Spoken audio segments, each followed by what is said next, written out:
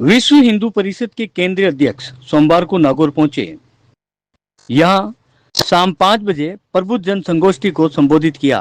इस दौरान जिले भर से विश्व हिंदू परिषद के कार्यकर्ता व पदाधिकारी मौजूद रहे। इस दौरान केंद्रीय अध्यक्ष आलोक कुमार ने कहा कि भारत अपनी समृद्ध संस्कृति, ज्ञान और अनुभव से विश्व समुदाय के लिए एक महत्वपूर्ण योगदानकर्ता बनने जा रहा है, किंतु वैश्विक चुनौतियों के संदर्भ में हमें अपने व्यक्तिगत एवं सामूहिक प्रयासों के समाधान खोजने के लिए काम करना है। इसको लेकर गोष्ठी में दृष्टिकोण व समाधान बताए गए। कार्यक्रम के दौरान संगोष्ठी की अध्यक्षता एमडीएच के सुरेश राठी ने की तथा विशिष्ट अतिथि बिरदीचंद मोहनपुरिया रहे। 2 साल से मैं अपने उस मित्र के घर जाती थी। 2 कमरों का घर था। पीछे वाले कमरे में माँ चूल्हे पर खाना बनाती थी। पास में एक बोरी पड़ी रहती थी। मैं उस बोरी पर बैठ जाती थी। हफ्ते में एक बार तो जाती ही थी, कई बार 2 बार भी चली जाती थी।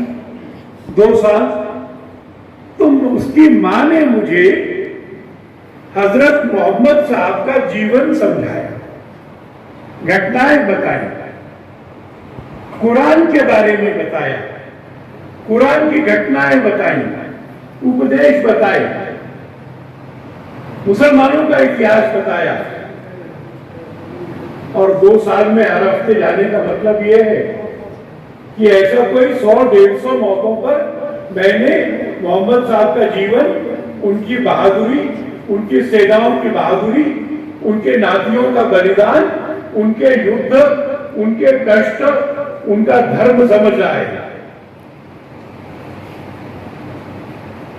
पर 22 साल के जीवन में, और इसको ध्यान से सुनिए, मेरे माँ पिता ने, मेरे स्कूल के, कॉलेज के टीचर्स ने, मेरे अड़ोसी पड़ोसी ने, किसी रिश्तेदार ने कभी भी, एक बार भी, 5 मिनट के लिए भी मुझे हिंदू धर्म के बारे में नहीं बताया।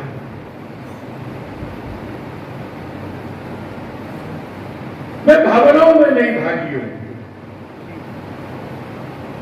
मैं प्यार के तूफान में नहीं भागी हूं। मैं सोच के, समझ के, निश्चय करके मुसलमान बनी हूं, क्योंकि मुझे वही धर्म आता है और मैं वापस नहीं आता। भाइयों और बहनों, मैं सोचने लगा, गलती किसकी है? गलती किसकी है? क्या उस लड़की की गलती है, या फिर उसके परिवार की गलती है, उसके मां और पिता जिन्होंने सारा पैसा, सारा सुख, सारा आराम दिया, पर अपने धर्म के बारे में नहीं बताया? क्या ये उसके स्कूल के अध्यापकों की गलती नहीं है?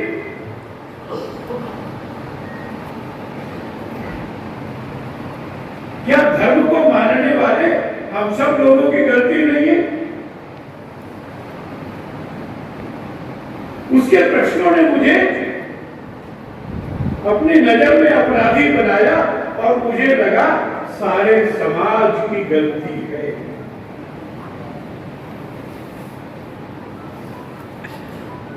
और ये आप सब भी सोच रहे हो, हमारा अपने बच्चों से कितना संवाद है?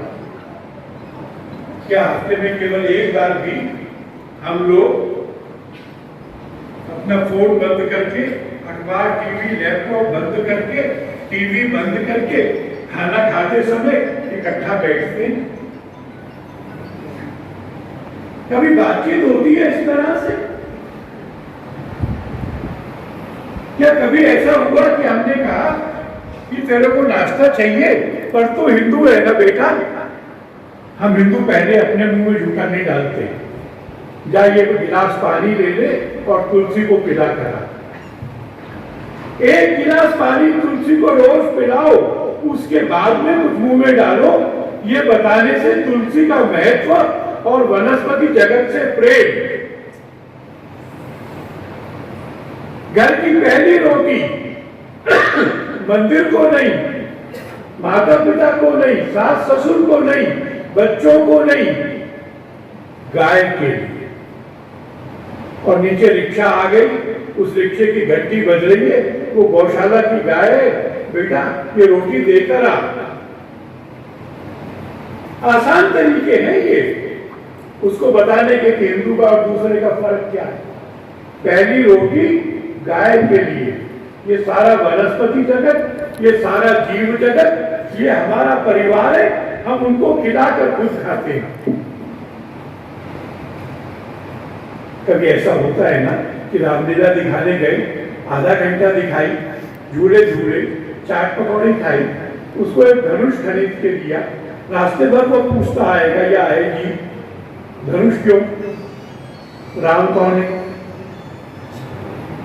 वो सोने का हिरण कहां से आया था, वो आदमी उसको उठाकर क्यों ले जा रहा था। जन्माष्टमी में वो कहे कि झांकी बनानी है तो कहो हाँ बेटा, पड़ोस के बच्चों को भी ले आओ, मिलके सोचते हैं क्या क्या बनाना है, मिलके सोचिए। एक नदी बनानी है, क्यों, एक जेल बनानी है, क्यों, तो बार बार क्यों करेंगे, सुनेंगे। पर अगर अपने समाज को हिंदू के नाते जीते रखना है, अगली पीढ़ी में भी इसको लेकर जाना है, तो अपने बच्चों को संस्कार देना चाहिए। हम विश्व हिंदू परिषद के लोग भी ऐसी बहुत सारी बागवाड़ियां चलाते हैं। हफ्ते में एक बार बच्चे आते हैं, कुछ खेलते हैं, कुछ खाते हैं, कुछ गाते हैं, कुछ सुनते हैं, और इस एक घंटे में बहुत आनंद पूर्वक वो हिंदू जीवन के संस्कार पाते हैं। मार्गदर्शन दिया था, घर में हिंदू संस्कार और हिंदू जीवन, 2 या 3 बच्चे, शादी सही उम्र में करना। एक दूसरी भी बात है, और वो दूसरी बात हमारे अस्तित्व की बात है। एक लंबा समय ऐसा रहा कि समाज का एक वर्ग था जिसको मुसलमानों ने कहा मुसलमान हो जाओ, नहीं हुए तो उनसे कहा गांव के बाहर रुको, मेरा घर। अनुसूचित समाज के लोग गांव के बाहर, उनके मकान, बहुत जगह पर नया कपड़ा पहनने की अनुमति नहीं, उतरन पहनो, चप्पल पहनने की अनुमति नहीं, विवाह में वर को घोड़े पर बैठना नहीं, और अगर उसकी छाया पड़ गई, मैं छूना नहीं कह रहा हूं, छाया पड़ गई तो स्नान करना। ये जो छुआछूत थी और कुछ मात्रा में अभी बची है, पहले तो उन्होंने सहन कर ली इतने साल, अब उनकी समझ में आ गया है कि ये छुआछूत भगवान ने पैदा नहीं की, ये मनुष्य के अहंकार में से उठे। वो इसको स्वीकार करने को तैयार नहीं है और नहीं होना चाहिए। ये व्यवस्था कभी भगवान ने नहीं बनाई है। मैं उडुपी गया था, उडुपी में चांडाल अपने कुत्ते लेके आ रहा है, सवेरे के समय उसकी आंखें लाल थी, नशे में, सवेरे। शिष्यों ने कहा हट जाओ, आचार्य आ रहे हैं, वो नहीं हटा। आचार्य शंकर ने कहा हट जाओ, वो सड़क के बीच में पैर जमा कर खड़ा हुआ, लाल आंखों में गुस्सा भर के उसने शंकराचार्य जी की ओर देखा और पूछा, आचार्य आप किसको साइड में हटने के लिए कह रहे हैं? क्या इस शरीर को हटा रहे हैं? और आचार्य अगर आप इस शरीर को हटा रहे हैं तो मुझे बताइए, आपका शरीर भी पृथ्वी जल वायु अग्नि आकाश से बना है, मेरा भी उसी आकाश से पृथ्वी से जल से वायु से बना है। हम सबके शरीर एक ही मिट्टी, एक ही पानी, एक ही अग्नि, एक ही वायु और एक ही आकाश से बने। क्या हमारे शरीरों में अंतर है?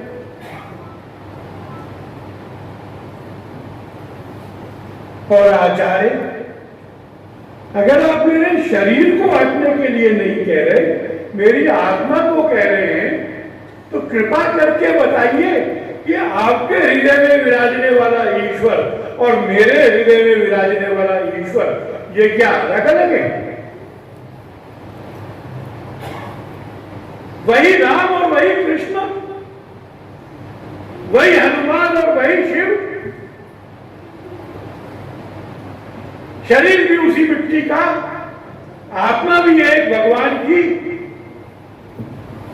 शंकराचार्य जी ने उसका उत्तर दिया है और वो उत्तर ये है कि वो उसके समीप गए और कहा, आपने मुझे बहुत बड़ी बात समझा दी, मैं आपको अपने गुरु के रूप में स्वीकार करता हूं।